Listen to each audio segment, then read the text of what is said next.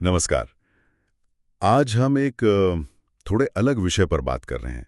सत्य, एकता और शेयर बाजार की सफलता। हाँ, सुनने में काफी दिलचस्प लगता है ये कॉम्बिनेशन। बिल्कुल।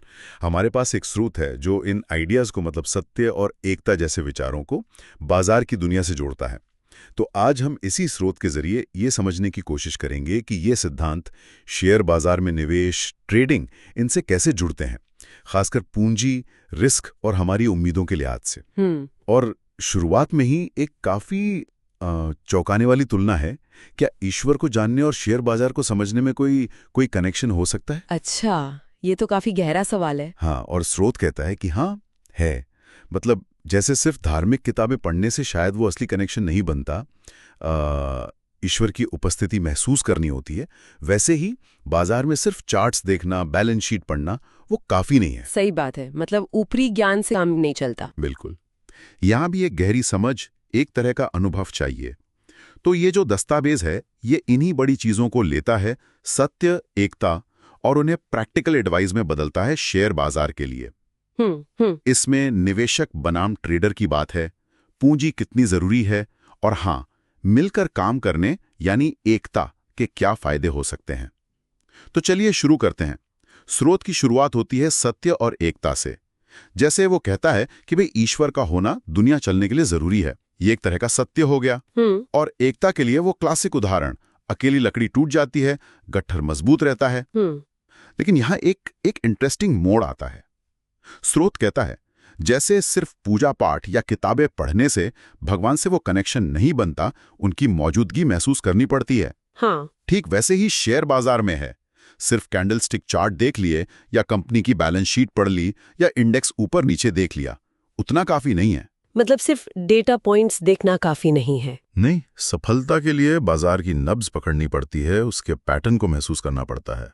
एक गहरी समझ चाहिए, असल अनुभव। ये तुलना वाकई काफी गहरी है।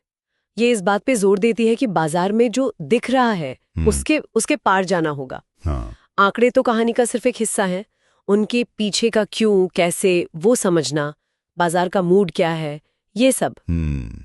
स्रोत इसे गहरे रिश्ते बनाने की जरूरत से जोड़ता है। ये सिर्फ नंबर क्रंचिंग नहीं है, बल्कि पैटर्न पहचानना, कॉन्टेक्स्ट समझना और अपने अनुभव से सीखते रहना, वो सब है। बिल्कुल। तो गहरी समझ वो पहली शर्त है। अच्छा, अब जब कोई नया आता है बाजार में, तो ये दस्तावेज दो रास्ते बताता है, एक निवेशक का, दूसरा ट्रेडर का। हाँ, ये क्लासिक डिवीजन है। निवेशक जैसे वॉरेन बफेट, स्रोत कहता है कि वो लंबे समय में सालाना करीब 20-25% कमाते हैं। एक जाने ना माना आंकड़ा है। और दूसरी तरफ है ट्रेडर, जैसे जिम साइमंस, जिन्होंने सालाना 100-200% जैसे रिटर्न भी बनाए हैं, लेकिन जोखिम बहुत ज्यादा। बहुत ही ज्यादा। हाँ, तो यहाँ सत्य क्या है? स्रोत कहता है भाई अपनी उम्मीदें यथार्थवादी रखो।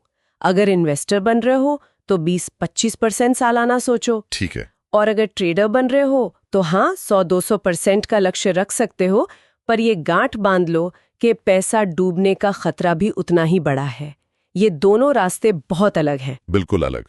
और स्रोत इसे एक उदाहरण से और साफ करता है। हाँ। मान लीजिए किसी के पास 1 लाख रुपए हैं शुरू करने के लिए। ठीक है। अगर वो आधा पैसा यानी 50,000 रुपए बफेट की तरह इन्वेस्ट करते हैं 25% रिटर्न के लक्ष्य से, तो साल में कितना बनेगा? करीब 12,500 रुपए का मुनाफा। हाँ, मतलब कुल 62,500 रुपए हो जाएंगे। बिल्कुल। धीमी पर स्थिर ग्रोथ। वही अगर वो बाकी 50,000 से साइमंस की तरह, मतलब आक्रामक ट्रेडिंग करते हैं। हाँ। और 200% रिटर्न का बड़ा लक्ष्य रखते हैं, जो कि बहुत बड़ा है। हाँ, बहुत बड़ा, तो सैद्धांतिक रूप से वो 1 लाख रुपए का मुनाफा कमा सकते हैं। मतलब 50,000 के 1.5 लाख बन सकते हैं। लेकिन ये सिर्फ कागज पर है ना? गारंटी नहीं है। बिल्कुल नहीं, इसमें रिस्क बहुत ज्यादा है। वो 50,000 जीरो भी हो सकते हैं। और यहीं पर वो कड़वी सच्चाई आती है जिसका स्रोत जिक्र करता है, खासकर उनके लिए जो नौकरी छोड़कर फुल टाइम ट्रेडर बनने का सोचते हैं। हाँ, ये बहुत कॉमन सपना है आजकल। लोग सोचते हैं कि भाई ट्रेडिंग से हर महीने 50,000 रुपए कमा लेंगे, साल का 6 लाख रुपए। सुनने में कितना अच्छा लगता है। लगता तो है, पर असलियत, स्रोत कहता है कि दुनिया के बेस्ट ट्रेडर्स भी औसतन सालाना 200% के आसपास ही कमा पाते हैं। तो अगर आपकी पूंजी सिर्फ 50,000 रुपए है, तो उससे साल में ज्यादा से ज्यादा कितना बनेगा? 1 लाख रुपए। वो भी अगर आप बहुत अच्छे हैं और बहुत रिस्क ले रहे हैं। सही बात है। 6 लाख रुपए तो वो तो बहुत दूर की कौड़ी है, इतनी कम पूंजी से। ये उम्मीद ही गलत है। और यहीं पर वो लालच वाला फैक्टर आता है जिसके बारे में स्रोत चेतावनी देता है। हाँ, कई नए ट्रेडर्स इसी अवास्तविक महीने की तनख्वाह के चक्कर में पड़ते हैं और होता क्या है, अपनी पूरी पूंजी गवा देते हैं। पैसा भी गया और वो नौकरी की तनख्वाह भी चली गई जो आ रही थी। डबल नुकसान। और फिर वो आंकड़ा 93% ट्रेडर्स पैसा गवा दें। ये आंकड़ा सच में सोबरिंग है। मतलब 10 में से 9 से ज्यादा लोग नुकसान में हैं। ये सिर्फ बदकिस्मती नहीं है, ये अक्सर अवास्तविक उम्मीदें और कम पूंजी का नतीजा है। बिल्कुल, बाजार को हल्के में लेना बहुत भारी पड़ सकता है। तो अगर 93% लोग फेल हो रहे हैं तो फिर सच क्या है, रास्ता क्या है? यही स्रोत कहता है ये पूंजी का खेल है, द कैपिटल गेम। मतलब पैसा ही सब कुछ है। कुछ वैसा ही लगता है। स्रोत का तर्क यही है और वो आंकड़े भी देता है। हाँ, क्या आंकड़े हैं? अगर कोई इन्वेस्टर बनकर साल का 6 लाख रुपए कमाना चाहता है तो स्रोत के हिसाब से कम 20 से 25 लाख रुपए की पूंजी चाहिए। अच्छा, 20-25% रिटर्न के हिसाब से। हाँ, और अगर ट्रेडर बन के साल के 6 लाख रुपए कमाने हैं तो कम से कम 5 से 6 लाख रुपए की पूंजी, ये मानते हुए कि वो बहुत कुशल है और 100-200% रिटर्न बना सकता है। हाँ, जो कि बहुत मुश्किल है और जोखिम भरा भी। बिल्कुल। तो संदेश साफ है, शायद थोड़ा कड़वा भी, कि बिना ठीक ठाक पूंजी के लगातार पैसा बनाना लगभग नामुमकिन है। हाँ, मतलब छोटी पूंजी से वो हर महीने सैलरी वाला सपना, वो असल में एक जाल है। बिल्कुल। पूंजी यहाँ सिर्फ कमाने का जरिया नहीं, एक तरह का सेफ्टी नेट भी है। सही कहा। ठीक है, तो पूंजी की जरूरत तो समझ आ गई, लेकिन अगर किसी के पास शुरू में बड़ी पूंजी नहीं है तो क्या उनके लिए कोई रास्ता ही नहीं? यहीं पे वो एकता वाली बात आती है। हाँ, वो लकड़ी वाला गट्ठर, अकेली लकड़ी कमजोर, गट्ठर मजबूत। इसको बाजार में कैसे लागू करें? हाँ, और स्रोत इसके लिए एक प्रैक्टिकल मॉडल भी देता है छोटे निवेशकों या ट्रेडर्स के लिए। अच्छा, क्या है वो मॉडल? सोचिए कि 15 लोग हैं, वो 7 आते हैं और हर कोई मान लीजिए 3 लाख रुपए लगाता है। ठीक है, तो 15 लोग 3 लाख हर एक से, मतलब 45 लाख रुपए इकट्ठे हो गए। ये तो अच्छी रकम है। हाँ, काफी अच्छी रकम है। अब इस बड़ी पूंजी को समझदारी से बांटा जा सकता है। कैसे? जैसे स्रोत कहता है कि शायद 15 लाख रुपए ट्रेडिंग के लिए रख लिए, जहां रिस्क ज्यादा पर रिटर्न की संभावना भी ज्यादा। और बाकी 30 लाख रुपए वो लंबे समय के निवेश में डाल दिए जो तुलना में सुरक्षित हो। ठीक है, तो पैसा इकट्ठा हो गया, बट भी गया, पर इसके और क्या फायदे हैं? सिर्फ पैसा मिलाना ही काफी है? नहीं, स्रोत इससे आगे की बात करता है। अच्छा? वो कहता है कि इस ग्रुप में जरूरी नहीं कि सब फुल टाइम ट्रेडिंग करें। हो सकता है 1-2 लोग करें। हाँ। बाकी लोग अपनी स्किल के हिसाब से मदद कर सकते हैं। कोई रिसर्च में अच्छा है, कोई स्ट्रैटेजी बनाने में, कोई सिर्फ नजर रख सकता है ट्रेंड्स पर। मतलब ये सिर्फ पैसों का पूल नहीं, बल्कि स्किल्स और टाइम का भी पूल बन गया। बिल्कुल। ये टीम वर्क है। और इसके फायदे क्या हैं? स्रोत के अनुसार पहला, मुनाफा ज्यादा स्थिर हो सकता है क्योंकि रिस्क बट गया। हाँ, ये बात तो है। दूसरा, रिस्क मैनेजमेंट बेहतर होता है। अगर ट्रेडिंग में लॉस हुआ भी तो इन्वेस्टमेंट वाला हिस्सा संभाल सकता है। सही। तीसरा, सीखने को बहुत मिलता है। सब एक दूसरे के अनुभव से सीखते हैं। तो ये दिखाता है कि कैसे मिलकर काम करने से वो सीमाएं तोड़ी जा सकती हैं जो अकेले आदमी के लिए, खासकर कम पूंजी के साथ, बहुत बड़ी रुकावट होती हैं। सही है, ये एकता की ताकत है असल में। हाँ, बिल्कुल। तो अगर हम इस पूरी बातचीत को समेटें तो इस स्रोत से क्या मुख्य बातें हैं जो हमें याद रखनी चाहिए? हाँ, क्या है वो की टेकअवेज?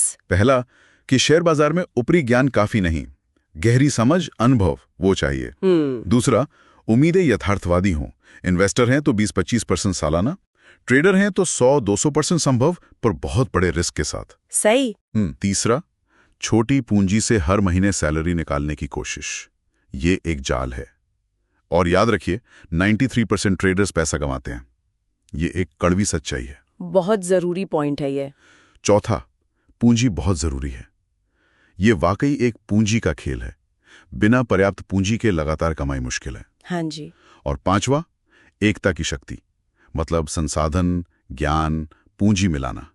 ये कम पूंजी की दिक्कतों को दूर करने में मदद कर सकता है। और ये भी याद रखना चाहिए कि जिसने ये लिखा है उसने खुद 3 साल संघर्ष करके ये सीखा है। तो ये सिर्फ थियरी नहीं है। हाँ, ये बात इन पॉइंट्स को और वजन देती है, और ये सारे बिंदु किसी के लिए भी बहुत ज़रूरी हैं जो बाजार में आ रहा है या इसे सीरियसली ले रहा है। क्यों ज़रूरी है? क्योंकि ये सीधी सच्ची बातें हैं। ये हमें उन आम गलतियों से बचा सकती हैं जिनमें ज़्यादातर लोग फंसते हैं। ये रिस्क मैनेजमेंट की अहमियत बताती हैं और हमें हवा में उड़ने की बजाय ज़मीन पर पैर रखकर लक्ष्य बनाने में मदद करती हैं। सही। स्रोत के आखिर में अनुशासन और लगातार कोशिश पर भी जोर है, जो खैर हर काम में ज़रूरी है, पर शेयर बाजार में शायद कुछ ज़्यादा ही। बिल्कुल। और ये जो एकता वाला मॉडल है, ये दिखाता है कि व्यक्तिगत सीमाएं, खासकर पैसे की कमी, हमेशा रुकावट नहीं होती हैं। हाँ। मिलकर कोशिश करने से उन बाधाओं को पार किया जा सकता है। ये छोटे निवेशकों या ट्रेडर्स के लिए एक रास्ता दिखाता है। ये सिर्फ पैसे मिलाना नहीं है, एक दूसरे के हुनर और हौसले को जोड़ना है। बहुत बढ़िया। तो आज हमने सत्य, एकता और शेयर बाजार के इस अनोखे कनेक्शन को समझने की कोशिश की, एक खास स्रोत के जरिए। हाँ, काफी रोचक चर्चा रही। हमने देखा कि कैसे यथार्थवादी नजरिया, पूंजी की जरूरत और शायद मिलकर काम करने का विचार बाजार में टिके रहने और सफल होने के लिए अहम हो सकते हैं। और जाते जाते एक सवाल सोचने के लिए छोड़ जाते हैं, जो इसी स्रोत से निकलता है। स्रोत कहता है कि छोटी पूंजी वालों के लिए एकता मॉडल एक रास्ता हो सकता है, खासकर जब 93% ट्रेडर फेल होते हैं। तो क्या ये हमें ये मानने पर मजबूर करता है कि कम पैसों से अकेले ट्रेडिंग करना लगभग नामुमकिन है? अच्छा सवाल है। या फिर बाजार में सफलता के सच के कुछ और भी पहलू हैं, कुछ और रास्ते भी हो सकते हैं जिनकी बात शायद इस स्रोत में नहीं हुई? इस पर सोचना दिलचस्प हो सकता है। बिल्कुल सोचने वाली बात है। इस गहरी पड़ताल में हमारे साथ शामिल होने के लिए धन्यवाद।